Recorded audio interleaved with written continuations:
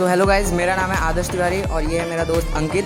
और आज हम लोग एक डिस्प्लेसमेंट रिएक्शन करने वाले हैं। ये हमने हाइड्रोक्लोरिक एसिड लिया है टेस्ट ट्यूब में और इसमें हम जिंक मेटल को डालेंगे और चेक करेंगे कि हाइड्रोजन गैस निकलती है या नहीं।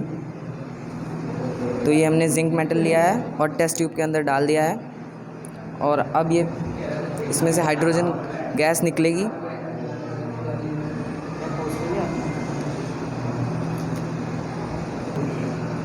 और इसको वेरीफाई करने के लिए जब हम कैंडल फ्लेम जैसे ही हम कैंडल फ्लेम के पास अपना टेस्ट ट्यूब लेके जाएंगे और तो पॉप साउंड के साथ हाइड्रोजन गैस एक्सप्लोड होगा, क्योंकि बहुत ज़्यादा फ्लेमेबल गैस होती है। तो जैसा कि आप देख सकते हैं पॉप साउंड आ रही है, तो इससे हम वेरीफाई हो जाता है कि हाइड्रोजन गैस निकलती है इस रिएक्शन में।